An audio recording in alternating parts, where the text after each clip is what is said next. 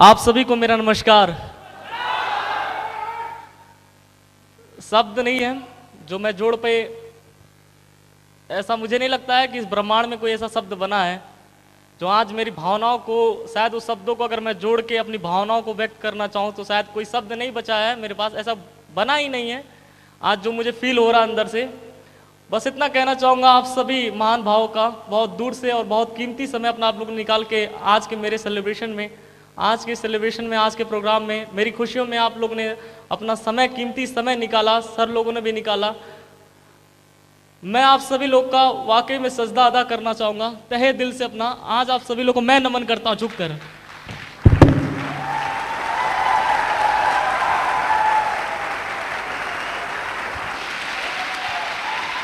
Thank you. आज यहाँ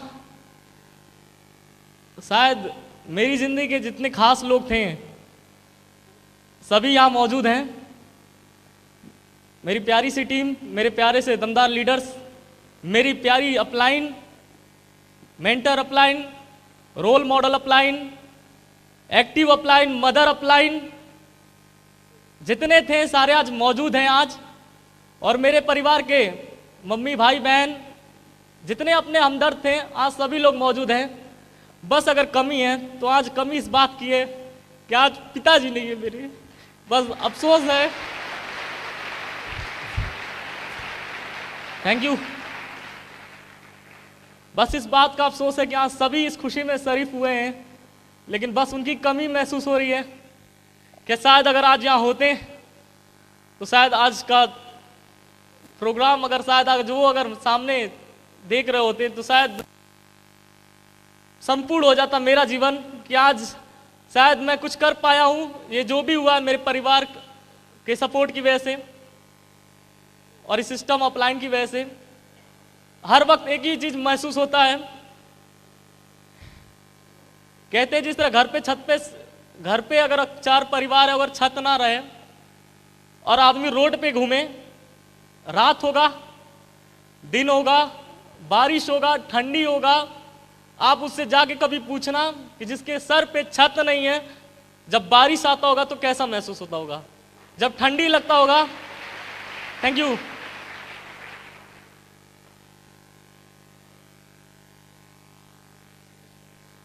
पिछले 14 साल से कुछ ऐसा ही महसूस कर रहा हूं।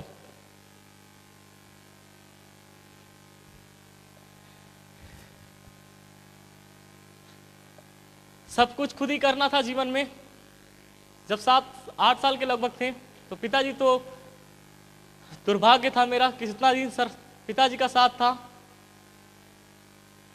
लेकिन आज अगर सच कहूं तो इस धरती का सबसे पावरफुल चीज और सबसे ज्यादा इंस्पायर करने वाला और सबसे ज्यादा, अगर मैं सोचूं, अगर कहूं सच में कि अमीर, गरीब, मिडिल क्लास, बहुत ज्यादा मध्यम गरीब और बहुत ज्यादा अमीर, पूरी संसार में अगर एक सबसे पावरफुल चीज की अगर मैं अपने दिल से बात करूं तो एक ही चीज कह सकता हूं, सबसे पावरफुल चीज मेरी जिंदगी में जो रही है वो मेरी मां रही है। मैं चाहूंगा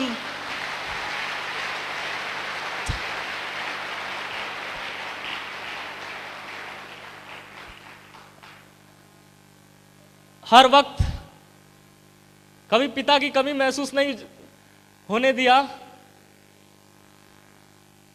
क्योंकि जब पिताजी गए थे, जब कोई भी घर पे आता था, आसपास के पड़ोस के लोग तो इतना बेकार नजर से देखते थे।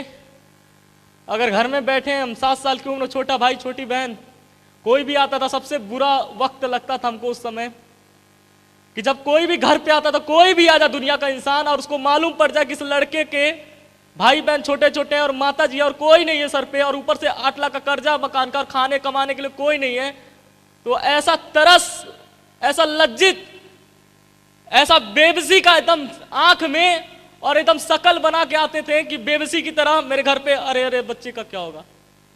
वो क्षण बहुत बुरा लगता था कि जब हमारे घर में कोई आता था या हमारे बारे में कोई जानता था या पूछता था तो अब ऐसी नजर से देखता था बेबसी की, बड़ा अजीब सा लगता था यार पता नहीं क्या हो गया है मेरी जिंदगी में कि जहां जाता हूं लोग तरस खाते हैं, तरस। तरस कि बच्चे का भगवान भला कर दे। और एक जिंदगी वो थी, चल रही थी जिंदगी, कुछ खास मिल नहीं रहा था जिंदगी के अंदर, क्योंकि परिवार में मैं हूं, माता जी हैं, छोटा भाई छोटी बहन है बस। और आज माता जी भाई बहन के अलावा अगर मैं कहूं सच्चाई से, तो कोई दिखा नहीं इस पूरे 150 करोड़ की आबादी भारत की, कोई अपना नहीं दिखा जब पिताजी छोड़ के गए जो संभालने के लिए। और हमारे घर में कोई इतना योग्य नहीं था जो घर को चला सकता था। लेकिन अगर 150 करोड़ की जनसंख्या में पूरे 29 राज्यों के अंदर ना जाने कितने प्राणी रहते थे, कितने जीव रहते थे, बहुत लोग रहते थे, अच्छे अमीर बुरे सब तरह के लोग रहते थे, लेकिन इस परिवार को कोई मदद करने नहीं आया था। और जो आया था, आज मैं बहुत ज्यादा सौभाग्यशाली हूं और ऋणी हूं उन लोगों का, जब इस पूरे संसार में कोई मदद के लिए नहीं था, जब बिल्कुल खत्म था मेरा परिवार, एकदम जीरो पे थे, कुछ नहीं था खाने पहनने ओढ़ने के लिए, उस समय मेरी नानी नाना ने बहुत साथ दिया था। और मेरी मौसी, मैं चाहूंगा इन लोगों के लिए एक जोरदार तालियां होनी चाहिए।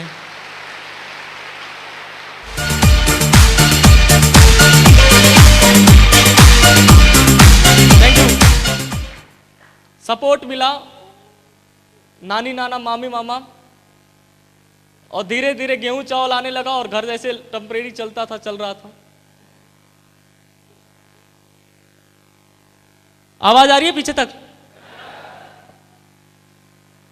मैं आपको आज याद दिलाना चाहूंगा अपनी बात को यहां पे काट कर, कि आज हम यहां पे क्यों आए हैं। आपको मालूम है,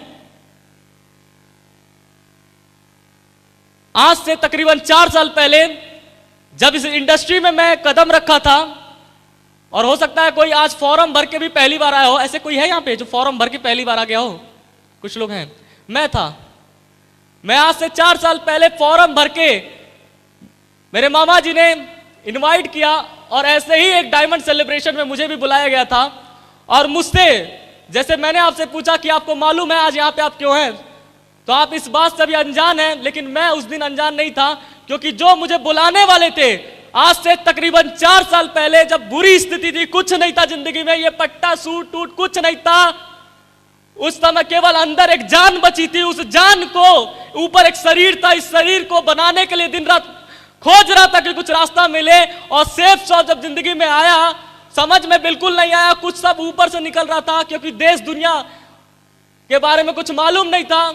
लेकिन जब 4 साल पहले आप ही लोगों की तरह मुझे भी बुलाया गया था, और जब मैं पहली बार 4 साल पहले मेरे मामा और मेरे अपलाइन ने बुलाया, तो उन्होंने ये बात बोला था मुझसे, जैसे मैंने आपसे पूछा कि आज आप पे क्यों आए हैं, क्या मकसद है, पता नहीं मालूम है कि नहीं मालूम आपको, केवल मोटिवेट होने आए हैं। तो मैं ये तो नहीं जानता हूं, क्योंकि मोटिवेट होना है तो आप पिक्चर देख लीजिएगा घर पे जाके, उससे ज्यादा मोटिवेट हो जाएंगे, एक्शन उक्शन थोड़ा घर में आ जाएगा। लेकिन मेरे मामा ने और मेरे सीनियर अपलाइन ने 4 साल पहले बुलाते वक्त एक बात बोला था कि सौरभ चौधरी, अगर तुम उस प्रोग्राम में जाते हो और वहां पे पार्टिसिपेट करते हो और वहां बैठकर पूरे प्रोग्राम को अंतिम समय तक पूरे प्रेजेंट माइंड से अगर अटेंड करते हो, तो वो वहां का दिन जो होगा, भले तुम्हारे लिए हो या ना हो, लेकिन उस दिन तुम्हारे पीठ पर इस बात का, तुम्हारे नसीब पर इस बात का मोहर लग जाएगा कि अगर वहां पे एक आदमी डायमंड बना है और उसमें तुमने पार्टिसिपेट किया है, तो उस दिन तुम्हारे पीछे, तुम्हारे नसीब पर मोहर लग जाएगा कि तुम भी डायमंड बन जाओगे, पक्का बन जाओगे। Thank you. और ऐसे ही एक डायमंड सेलिब्रेशन में मुझे भी बुलाया गया, और मैं गया आप ही की तरह, और पीछे ही बैठा था, बिल्कुल भीड़ का हिस्सा भरा था, और टी शर्ट में गया था, पहनने के लिए कुछ ढंग का कपड़ा भी नहीं था। ये मामा जी हमारे रेलवे में, चाहूंगा मामा जी के लिए जोरदार तालियां होनी चाहिए हमारे। Thank you. मामा जी रेलवे में थे, तो रेलवे में थे, पास वगैरह मिल जाता था तो पास पे ही लटक के चला गया था, और वही डायमंडशिप था। जिंदगी में पहली बार आंखें खुली, और मेरा पता नहीं क्यों दिल उस दिन से पहले जिंदगी के में क्या हो सकता है कुछ नहीं समझ में आ रहा था, ना करना चाह रहा था, थक चुका था, क्योंकि 7 साल की उम्र से संघर्ष जब स्टार्ट हुआ था जीवन में, तो कुछ दिख नहीं रहा था, क्योंकि 7 साल के बच्चे को, और वो भी केंद्रीय विद्यालय में 9th में पढ़ाई करते हुए पढ़ने का बहुत शौक था। हर कुछ जीवन में ऐसा नहीं है जीवन गरीब बचपन में पैदा हुए थे, ऐसा कुछ नहीं था। हमारे पिताजी एक बिजनेसमैन ऑलरेडी थे, सक्सेसफुल। हमारे घर में MBA टॉपर थे गाजियाबाद के, अच्छे लोग प्रोफेशन थे। जब पिताजी थे पूरा उस जिस मोहल्ले में 1990 की बात कर रहा हूं, लैंडलाइन मोबाइल अगर फोन किसी के पास आया था तो उस पूरे गोरखपुर क्षेत्र में मेरे घर हुआ करता था। उस समय हमारे घर में इतना कुछ था, घर में लाखों रुपए 1992 में हमारे घर में पड़ा रहता था। उस समय हमारे परिवार में जो जितनी भी बातें आज तक आपने मेरे बारे में सुना है, मैं आज तहे दिल से आपको सच्चाई बताना चाहूंगा उस बात का, क्योंकि आज तक तो अधूरी जानकारी थी। आज मैं पूरी, क्योंकि जिस दिन का इंतजार था यही था, और शायद आपको भी है। यस और नो? और बस एक चीज और प्लस करना चाहूंगा इस कहानी में, कि पिक्चरों की कहानी में हीरो केवल एक होता है और उसमें विलेन होता है, लेकिन आपके अपने लाइफ में हमारे सर ने एक ही चीज सिखाया था। यहां पे बैठा हुआ हर एक शख्स, यहां जितने बैठे हैं सभी हीरो और हीरोइन है, कोई यहां विलेन नहीं है, सब के सब। Thank you.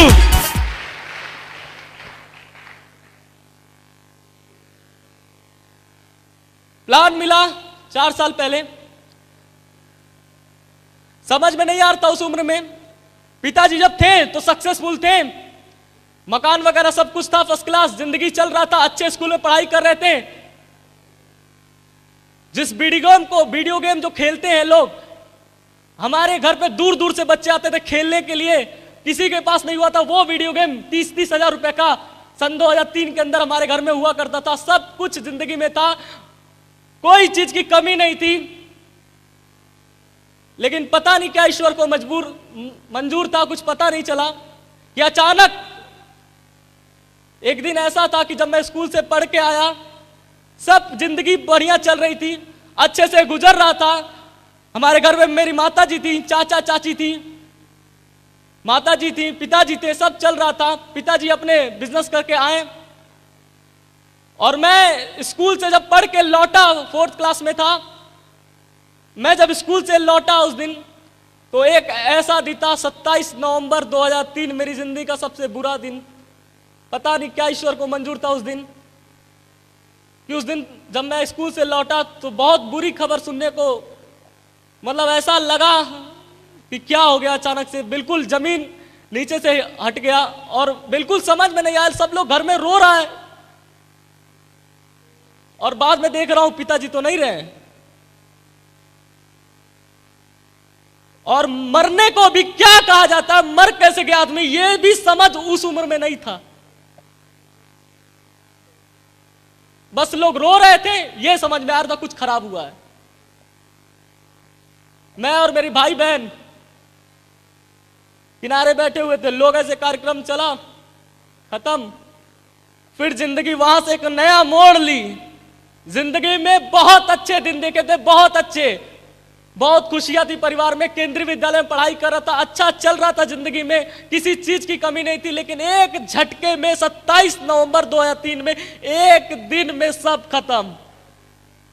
जैसे ही पिताजी गए, कुछ लोन कर्जा पता नहीं कहां कहां से अचानक से आ गया, जो प्रॉपर्टी था वो भी गया, कई जगह का पता ही नहीं चला कहां चला गया सब, क्योंकि पिताजी के जाने के बाद कोई संभालने वाला नहीं था। लेकिन सौभाग्यशाली था, आज मैं ऋणी हूं मेरे पिताजी और आज यहां बैठे हुए सबके। आज पहले एक और इंसान है जो आज वो भी दुनिया में नहीं है, लेकिन मेरे पिताजी के जाने के बाद उन्होंने मेरा पालन पोषण, मेरे परिवार की जिम्मेदारी उठाई थी, और मैं आज उनको सच सच प्रणाम करता हूं। मेरे चाचा जी, जिन्होंने मुझे, जब कोई नहीं समाप्त हो गया था तो उन्होंने कुछ दिन सहारा मेरा बना था। लेकिन पता नहीं क्या हुआ, 2006 जुलाई, कुछ ऐसा वक्त आया कि वो भी लीड कर रहे थे, थोड़ा थोड़ा घर को चला रहे थे, जितना उनसे हो पा रहा था वो भी अपना काम करके, बिजनेस करके अपने परिवार को भी चला रहे थे, मेरे परिवार को भी चला रहे थे, उसी घर में रहकर। पढ़ाई बहुत ज्यादा सौभाग्यशाली हूं कि अगर आज मुझे कुछ आता है इंग्लिश में, हिंदी में, कुछ भी, केमिस्ट्री, मैथ, कुछ भी आता है तो मेरे चाचा की वजह से आता है। मैं चाहूंगा एक जोरदार तालियां मेरे चाचा जी के लिए भी। पिताजी के जाने के बाद वही सहारा बने, कुछ दिन तक चला, लेकिन दुर्भाग्य से एक वक्त ऐसा भी आया कि उनका भी साथ छूट गया। उनको भी एक बीमारी लगी और वो भी नहीं रहे, स्वर्गवास हो गया उनका भी। और उनके जाने के बाद तो तहलका ऐसा मचा परिवार के अंदर कि जितनी मैंने अमीरी देखी थी, जो चांदी के बर्तन में खाया करते थे, जो भोकाल था, जो रौब था उस समय का, घमंड था अंदर, घमंड तो नहीं बोलेंगे लेकिन हाँ बच्चा था, साइकिल था, सब कुछ था, तो दूसरे बच्चों को दिखाता था बहुत और अच्छे से खुल मिल के रहता था, मजा करता था, नहीं जानता था कुछ। लेकिन जैसे चाचा जी भी जब चले गए तब तो बिल्कुल विपरीत, इतना ज्यादा अनाथ की तरह लगा। चाची जी अपना परिवार लेके किनारे, वो अपने मैके चले गई, अब बचे हम और मेरी मम्मी और मेरी छोटा भाई और मैं और बहन, 4 परिवार केवल बचे थे उस परिवार में। और सब लोग जितने अपने कहने वाले लोग थे, केवल इतने ही नहीं, मेरे खानदान का खानदान और बड़ा था, और भी लोग थे जो बोलते थे अपने हैं। जब पिताजी थे कमाते थे तो सब थे अपने, लेकिन जब पापा और चाचा दोनों गए तो जो अपने कहने वाले थे वो सपनों में भी अब नहीं नजर आ रहे थे, सब के सब छोड़ के भाग चुके थे, कोई ना कोई नजर। क्योंकि लोग अगर मेरे दरवाजे पे आते ना तो सबको मालूम, अगर आप लोगों में से कोई भी आता ना, सच कह रहा हूं उस समय की स्थिति परिस्थिति इतनी डैमेज थी कि अगर आप मेरे घर में आके बैठ जाते ना, आपके घर में अगर आपके जेब में 1000 रुपया भी होता ना, आप निकाल के दे के जाते हैं, तरस खा के जाते हैं। कुछ ऐसी खराब स्थिति चल रही थी, क्योंकि जब सब खत्म हो गया तो ऊपर से 8 लाख का कर्जा था मकान का।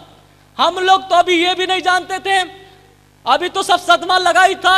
लेकिन कुछ दिन के बाद, 6 महीना बाद एक नोटिस आया घर पे, और नोटिस में पता चला कि जिस मकान में हम अपना समझ के, अपने पिताजी का समझ के हम रह रहे हैं, वो मकान भी अपना ही नहीं है, वो भी लोन पे 8 लाख का सरकार का।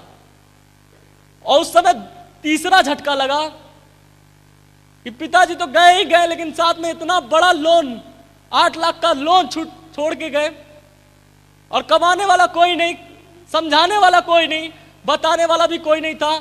पढ़ाई कर रहा था, 9th क्लास में पढ़ने बहुत शौक था, नेशनल प्लेयर तक, चेस का मैं खिलाड़ी भी रह चुका, हर चीज मेरा बेस्ट टू बेस्ट था। लेकिन 9th क्लास में पढ़ते वक्त स्कूल से निकाल दिया गया, केवल यह बोलकर क्योंकि हम फीस नहीं जमा कर पाए थे। मेरे भाई बहन को स्कूल से निकाला गया था इसलिए क्योंकि फीस नहीं जमा हो पाया था। घर पे आके बैठ गए, और मम्मी से एक बात जरूर मैं उस दिन बोला था, साइकिल हीरोजुम थी, आया घर पे, और जिस मास्टर ने निकाला था गुस्सा तो बहुत तेज आया था। लोग कहते हैं कि यहाँ इंसान ही इंसान के काम आते हैं, वहां इतना उसको जाति प्रमाण पत्र, आय प्रमाण पत्र, स्कॉलरशिप के लिए मैंने सब दिया था कि स्कॉलरशिप पे पढ़ा देगा, कुछ नहीं किया। और घर आ गया, और घर में आया तो माता जी को उसी दिन बोला, और आज भी आपसे कह रहा हूं कि जिस दिन वो आया था लौटकर वापस स्कूल से, उसी दिन के बाद कभी स्कूल का मुंह नहीं देखा, ना विद्यालय ना कॉलेज का। घर पे आया और उसी दिन मम्मी को फाइल कर दिया था कि आज के बाद पढ़ना उड़ना कुछ नहीं है, क्योंकि पढ़ लिख के हम देख रहे हैं ये लोग पढ़े लिखे हैं कि इंसानियत नाम की तो कोई चीज में नहीं अंदर।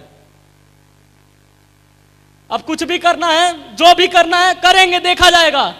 घर में मैं बड़ा था, उस समय उम्र थी लगभग 10-12 साल की होगी, और जब निकाला गया स्कूल आया, लौट के आया घर पे, बोल दिया फाइल आप कभी नहीं पढ़ेंगे, कुछ भी हो जाए, पैसा कितना भी आ जाए अब नहीं पढ़ेंगे। दिमाग में एकदम सेट हो गया था कि पढ़ लिख के भी इंसानियत थोड़ी ना रहता अंदर।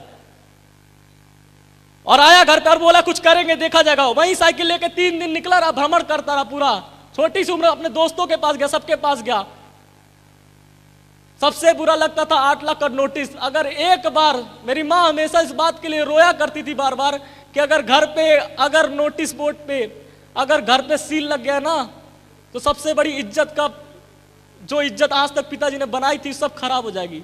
अगर घर भी लोन पे चला गया, अगर ऐसे भी नीलाम हो गया तो सबसे बड़ा टेंशन तो मेरे सर पे था। कुछ भी कर सौरभ चौधरी, सब पढ़ाई उड़ाई छूट के सब लोग घर में बैठा है, कोई कुछ नहीं करता, सब घर में, हमारे परिवार 4 परिवार बैठा रह गया, और मैं ही था घर घर घूम रहा था जाके कि कोई नौकरी, कोई रास्ता मिले जहां से मैं अपना लोन बचाऊं। ये 8 लाख का घर नहीं बचेगा तो हम तो सीधा फुटपाथ पे दिखेंगे। समझ में नहीं आ रहा था, लेकिन जितना दुनिया के लोग बताएं, सब कुछ करने के लिए मैं गया। सबसे पहले दोस्त के पास गया तो वहां मेरे दोस्त के पिताजी मिले, जिन्होंने राय दिया कि मेडिकल स्टोर पे बाबू बैठो, मैं तुमको लगवा देता हूँ, 600-700 रुपया मिलेगा, वहां से कमाना, कम से कम कुछ तो खर्चा चलेगा, कुछ तो एडजस्ट होगा। वो भी ट्राई किया, दिन भर बैठ के किया। माता जी जैसे बताई फैक्ट्री में, तो सुबह अगर 9 बजे वहां बैठना होता था, शाम को लौटिए, फिर वहां रात में फैक्ट्री के अंदर जाइए।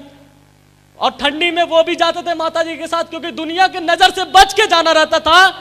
बच के इसलिए कॉलोनी था, पूरा विकास नगर कॉलोनी मोहल्ला था, उस मोहल्ले में बहुत देखने वाले लोग थे। और एक जमाना था जब अपना दिन भी था, लेकिन जब दिन खराब हो गया तो लोग कहने के लिए भी तैयार थे, बहुत हंसने के लिए तैयार थे। तो मेरी माँ का एक सबसे बहुत महत्वपूर्ण चीज था सम्मान, वो सम्मान कभी ना जाए, इसलिए रात में हम लोग जाते थे कि जाएंगे छोटा बोट गिलास फैक्ट्री के अंदर भरेंगे, लोगों को मालूम भी नहीं पड़ेगा और अपना काम भी हो जाएगा। तो 300-400 उधर से आते थे और 600 इधर। और एक वक्त आया, सबसे बुरा वक्त मैं कह सकता हूं कि पता नहीं दिमाग में क्या ख्याल है, और एक दिन में और जॉब करने का शौक आया, पढ़ा लिखा होने के बावजूद भी, क्योंकि मैं ऐसा समझता हूं कि आज के युग में बहुत ज्यादा टैलेंटेड होंगे, बहुत ज्यादा वेल एजुकेटेड होंगे, तब जाके सरकार पूछती है यस और नो, तब तो हम किसी के काम आते हैं, नहीं तो ऐसे तो हम घर पे निकम्मे बैठे ही हैं। बस ऐसे चल रहा था। उस समय कुछ नहीं मिला, मेडिकल स्टोर पे भी नहीं चला, तो मेडिकल स्टोर पे कोई और आ गया और मेरा काम पता नहीं उसको अच्छा नहीं लगा, शायद मैं बात नहीं कर सकता था, डील नहीं कर पा रहा था कस्टमर को, सामान कुछ ऊपर रखा था मैं पा नहीं पाता था, तो हमको निकाल दिया वहां से। फिर उसके बाद दूसरा खोजे तो दूसरा कुछ मिल नहीं रहा था, पैसा जल्दी चाहिए था, तो जल्दी चाहिए था, अभी चाहिए था, तुरंत चाहिए था, समय नहीं था अपने पास, खाने के भी लिए नहीं था, तो उस समय कुछ नहीं मिला। तो एक आदमी मिला रास्ते में चलते हुए, पूछा क्या था, निराश हो, चलते हुए रोड पे मिला, निराश कहाँ हो? हम बोले आपसे क्या मतलब? तो वो बोल रहा है, थोड़ा तगड़ा हट्टा कट्टा था। फिर पूछा बताओ बताओ अगर कोई बात हो तो। अच्छा भला ही आदमी था, लेकिन फिर बता दिया कि हमको कमाने का कोई जरिया, कोई नौकरी चाहिए। तो बोला मेरे पास है, करोगे? हम बोले हाँ बताइए, अच्छे आदमी आप लग रहे हैं। फिर उसने क्या बताया, मैंने कभी जीवन में नहीं सोचा था कि ये वक्त, और मेरी माँ भी नहीं सोची थी कि ये वक्त आएगा। मैं उसको घर पे सीधा लेके आया, मैं घर पे उसको लेके आया कि अच्छा आदमी है। मम्मी गेट खोली, उसको बैठाई, मम्मी पूछी अंदर ले कौन है आदमी? तो हम बोले नौकरी नहीं दिलवाएंगे, कुछ काम दिलवाने को बोल रहे हैं। तो मम्मी आई, वो बोला ठीक है तुम्हारी मम्मी से बात कर लेते हैं। और वो आए और मम्मी और हम आए बाहर, और फिर मम्मी पूछी क्या करना होगा। कभी जीवन में सोचा नहीं था कि ये वक्त भी आएगा, लेकिन उसने जब जवाब दिया ये बोला कि हमारे पास टेम्पू है, टेम्पू हम चलाएंगे धर्मशाला से लेके सोनौली तक, गोरखपुर में एक जगह है, और उसमें तुमको कुछ नहीं कहना है, बस तुमको बैठना है और चिल्लाना है कि यहाँ सोनौली सोनौली सोनौली। और अगर तुम बस चिल्लाओगे तो तुमका एक दिन का 45 रुपया देंगे। सच बता रहा हूं, बुरा तो बहुत लग रहा था, लेकिन कुछ मिल ही नहीं रहा था। चलते हैं, इसको मना लिया, कोई दिक्कत नहीं है, और माता जी को बताया भी नहीं, चला गया एक दिन। ये बोली छोड़ दो मत करना, कोई जरूरत नहीं है। लेकिन हम तो गए, हमको तो पाना है भाई, 45 रुपया आएगा कम से कम, वही तो है दिन का। और मैं गया, अपना चिल्लाना आ नहीं रहा। दुर्भाग्य से जब पहले ही दिन गया तो पहले ही दिन उस रूट पे निकला, और पहले ही दिन में मेरा दोस्त मिल गया उसी टेम्पू पे। वो ट्यूशन कोचिंग पढ़ के, मैक्सवेल कोचिंग है राजेंद्र नगर, वहां मिल गया। और वो जब मिल गया तो अब मैं कैसे चिल्लाऊं? चिल्लाऊंगा तो लटूरा जान जाएगा और मजाक उड़ाएगा फिर जाके स्कूल में।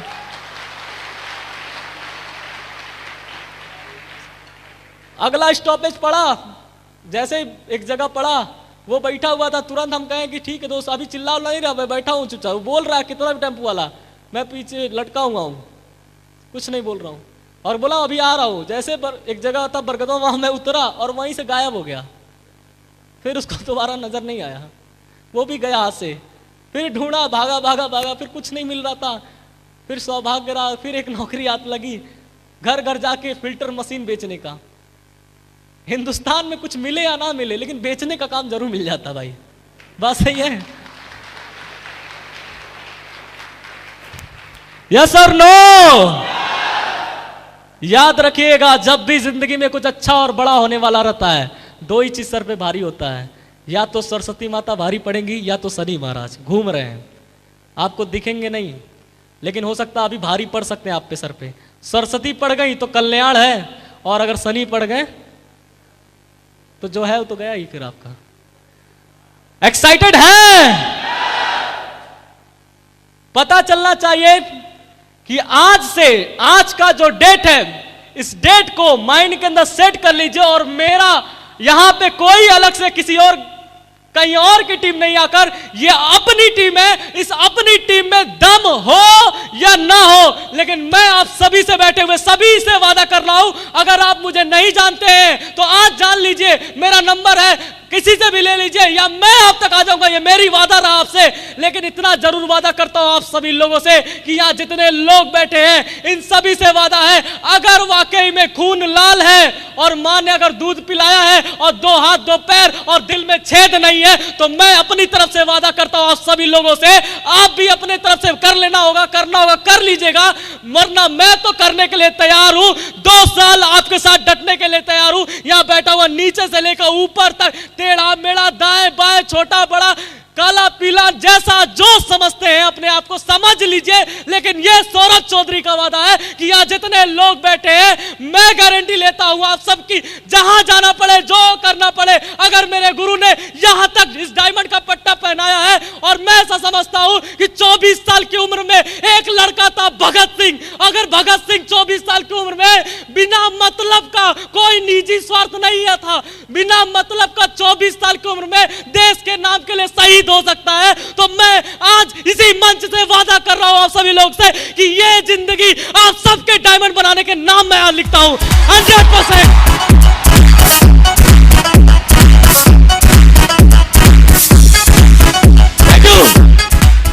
क्या आप साथ देने के लिए तैयार हैं? आज तक सर यहां महागुरु जी लोग बैठे हैं, एक बात इस टीम से पूछना चाहूंगा और एक वादा आप लोग से चाहूंगा, अभी तुरंत चाहूंगा कि आज तक इतने बड़े बड़े दिग्गज, नेटवर्क मार्केटिंग के गॉडफादर, नेटवर्क मार्केटिंग के फाउंडर लीडर, नेटवर्क मार्केटिंग के टॉप लीडिंग सीनियर लीडर में से, मोस्ट सीनियर लीडर में से एक लीडर, इनक्रेडिबल, जिसके नाम के आगे इनक्रेडिबल लिखा जाता है, वैसे वैसे शख्सियत आज हिंदुस्तान से नंबर 1 पोजीशन बना के आज हमारे बीच में मौजूद है। इनकी टीम लाखों और करोड़ों में है और इन लोगों ने बहुत दुनिया देखी है और पूरा देश देखा है, हर एक इंसान को देखा है, गरीबी से अमीरी सब दुनिया इन लोगों ने देखा है। हम चाहेंगे आप लोगों की तरफ से आज अपने इस मेंटर लोगों को कमिटमेंट करना इस बात का कि ज्यादा नहीं सर, इसी टारगेट में इस टीम को नंबर 1 बनाकर दिखाएंगे हम लोग 100%। क्या आप लोग साथ देने के लिए तैयार हैं? यस और नो? बस ध्यान इतना दीजिएगा कि जिंदगी में जब भी कुछ अच्छा होने वाला होता है, जिंदगी बदलने वाला होता है, तब 2 ही चीज सर पे भारी होता है। अब देख लेना आप पे क्या भारी होने वाला है। सही है? तैयार है? अभी आधे हैं, बजट नहीं खुल पा रहा है और आपका नहीं खुलेगा तो मेरा भी नहीं खुलता है, क्योंकि जैसे जब कुत्ता भौंकता है ना तो कौन आता है? जैसे कुत्ते अगर भौंकेंगे तो कौन आएगा? बिल्ली तो आएगी नहीं कि शेर आ जाएगा? कुत्ता ही आएगा। और जब बिल्ली म्याऊं म्याऊं चिल्लाएगी तो कौन आएगा? बिल्ली आएगी। और जब शेर दहाड़ेगा तो क्या आएगा? तो आप क्या मानते हैं? मैं नहीं जानता हूं, लेकिन मैं अपने अपलाइन का पक्का शेर हूं मैं। और आपको बस इतना वादा करना चाहूंगा, अगर थैंक यू,